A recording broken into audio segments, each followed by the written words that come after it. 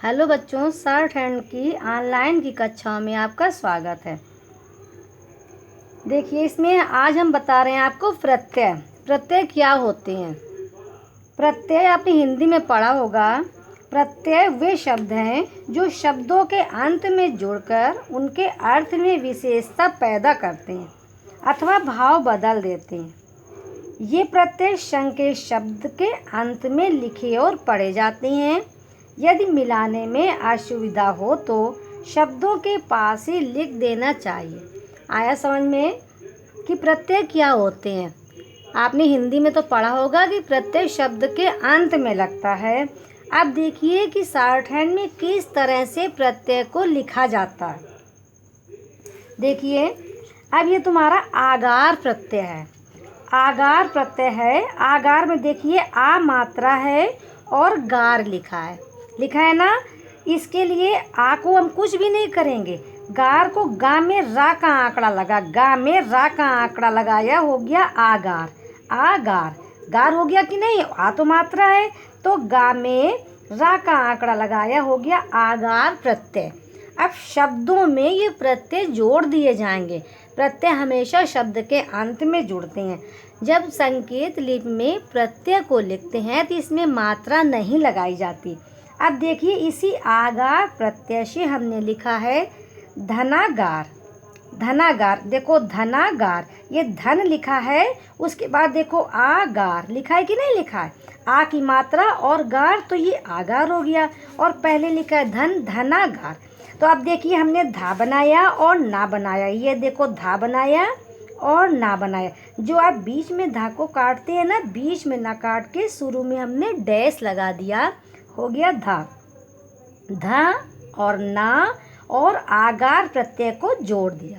आया समझ में कि जो प्रत्यय होते हैं कि शब्द के अंत में उनको हम जोड़ देते हैं। इनमें मात्रा नहीं लगाई जाती। वैसे आप मात्रा लगा के संकेत लिपि में लिखते हैं, लेकिन इसमें मात्रा नहीं लगाई जाती। अगला शब्द देखिए, लिखा है कारागार। कारागार में देखिए कार लिखा है, कार के बाद आगार प्रत्यय लगा है। कार के बाद आगार प्रत्यय लगा है, तो आप कार लिखिए, कार। इसके बाद आगार प्रत्यय, यही आगार प्रत्यय इसमें जोड़ दीजिए।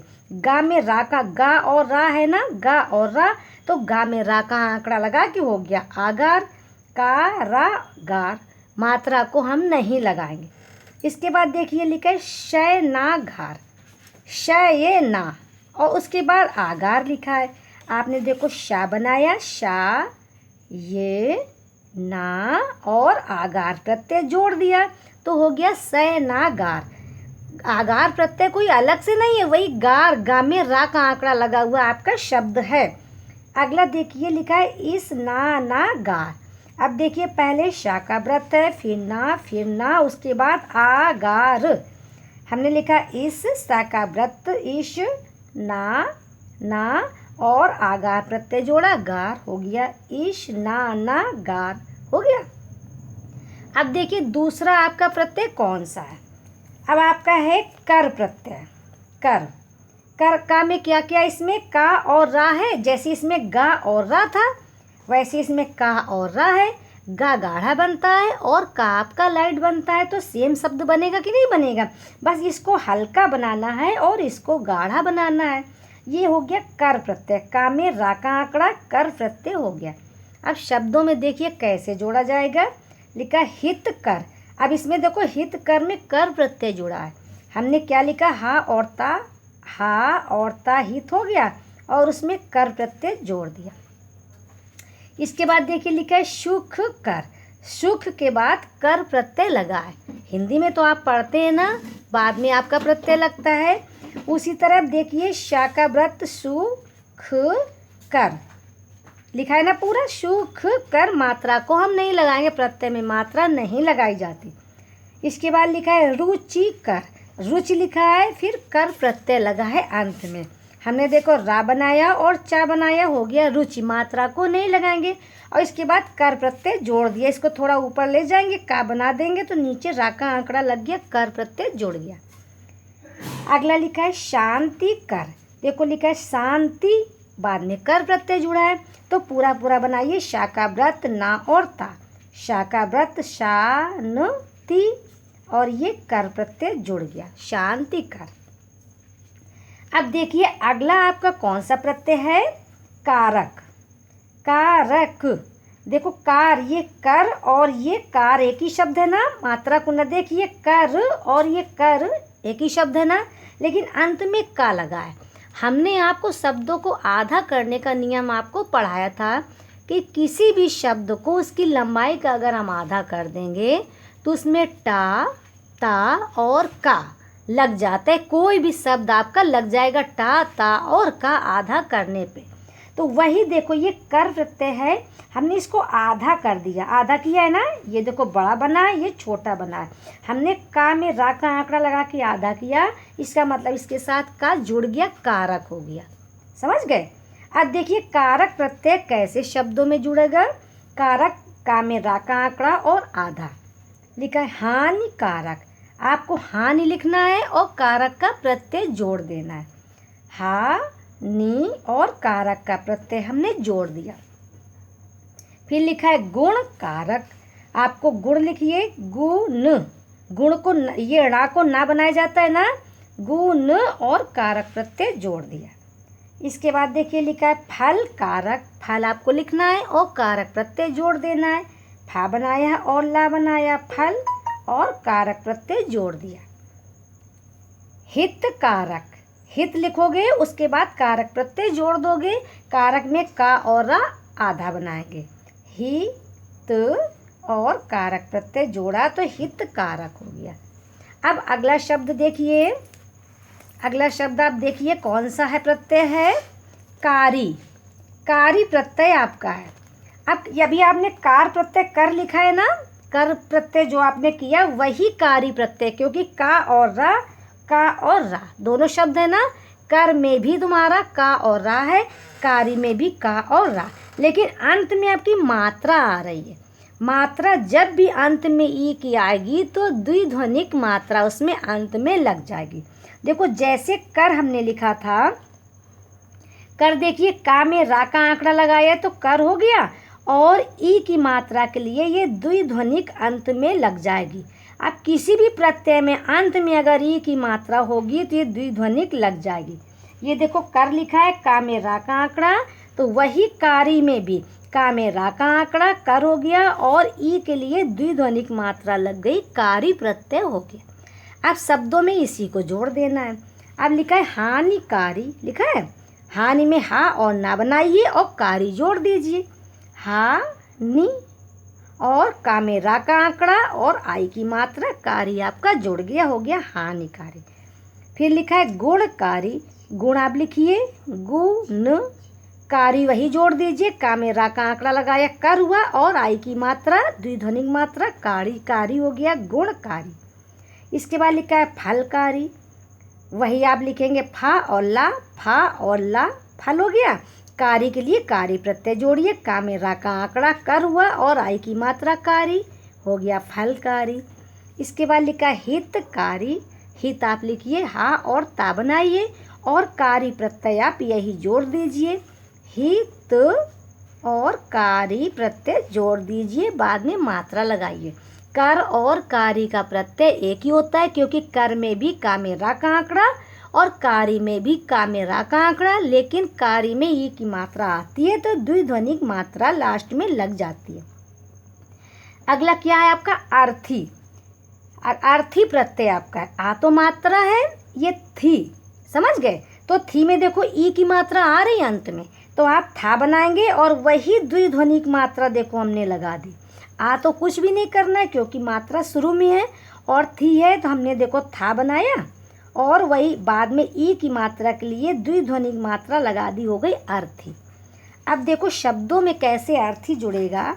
लाभार्थी, देखो लाभार्थी, देखो अर्थी लिखा है ना, लाभ लिखिए लाभार्थी, लाभार, भा के बाद देखो रा उड़ंती रा जो है, लाभार्थी, देखो थी के पहले रा आ रही, तो हमने बनाया ला और भा में रा का आंकड़ा भार और थी, अर्थी के लिए वही देखो था बनाया आई की मात्रा। ऐसे लिखा है परीक्षार्थी। छार थी, छा के बाद रहा। देखो परी, पा में रा का आंकड़ा, परी शार थी। देखो परी शार थी, ठीक है। और बाद में आई की मात्रा परिशार्थी। अब लिखा है परमार्थी। पर लिखिए, पा में रा का आंकड़ा पर, फिर मार, माँ में भी रा का आंकड़ा आ रहा, मार कहा जा रहा है, माँ में रा का आंकड़ा, पर मार थी के लिए वही मात्रा परमार्थी। इसके बाद देखिए अगला शब्द आपका है, अगला प्रत्यय कौन सा है, आलय। आलय प्रत्यय आपका है। आ तो मात्रा है, लय आपको लिखना है, लय, ला और या का आंकड़ा। हमने आपको या और वा का आंकड़ा बताया था। वा का आंकड़ा केवल इस तरह ऐसे हो जाता है और इसी में डैश लगा दोगे तो या का आंकड़ा देखो हो जाता है। आ मात्रा है, लय लिखो, ला, और ये देखो या का आंकड़ा ऐसे बनाया और डैश लगा दिया, या का आंकड़ा हो गया। अगर डैश ना लगाएंगे तो वा का आंकड़ा होगा, आपको पहले पढ़ा चुके हैं। तो लय लिखिए तो आलय हो जाएगा, ला, ये आलय का ये है।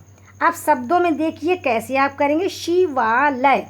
देखो शिव धन आलय लिखा है ना, शिव, और ये आलय ये लिखा है कि नहीं लिखा है, तो वही लिखो, शा और वा बनाइए, शा का गोला और वा, शिवा, ला और या का आंकड़ा। नीचे वाली ला हमने बनाई है, सी, वा, ला और या का आंकड़ा। अब हिमालय देखिए, हिमालय, हिम और आलय लिखा है कि नहीं, हिम धन आलय लिखा है, हिम और आलय, ही, मा, ला और या का आंकड़ा, ठीक है। लय देखो जुड़ा है, ही, मा, ला और या का आंकड़ा, आलय का हमने जोड़ दिया। अब लिखा है औषधालय, औ मात्रा है, शुधालय आपको लिखना है। देखो श, धा, ला, ये, ठीक है। फिर लिखा है संग्रहालय, संग्रह, हा का व्रत लगा है, हा, ला, ये, ठीक है। संग, हा, ला, ये, ला बनाया और या का आंकड़ा लगाया, ठीक है। अब देखिए अगला प्रत्यय आपका कौन सा है, शील प्रत्यय। शील प्रत्यय आपका है, शील में क्या क्या आ रहा है, शा का व्रत और ला, यही तो आ रहा है, शा का व्रत और ला। मात्रा को नहीं देखना है क्योंकि बीच में मात्रा अंत में होता है तो हम द्विध्वनिक मात्रा लगाते। शा का व्रत और ला शील प्रत्यय हो गया। अब शब्दों में आपको यही शील प्रत्यय आपको जोड़ना है। लिखा है धर्मशील, धर्म को क्या बोलोगे, धर्मशील, धर्म क्योंकि उड़ंती रा धा के बाद आएगी ना, धर्मशील, धर्म, धा में रा का आंकड़ा लगाइए, धा में रा का आंकड़ा, धर्म और शील देखो वही हमने जोड़ दिया। इसके बाद लिखा है गुणशील, गुण को लिखिए गुण शील, इसमें देखो नीचे वाली लाम ने बना दी, गुणशील, ठीक है, क्योंकि ना में नीचे की ला बनती है। इसके बाद देखिए लिखा है आपका न्यायशील, न्यायशील, ठीक है। इसके बाद क्या है कर्मशील, कर्मशील में क्या है कर्मशील, का में रा का आंकड़ा, कर्मशील, ठीक है। आया समझ में कि प्रत्यय आपके किस तरह से लगाए जाते हैं, इसको समझ के करिएगा।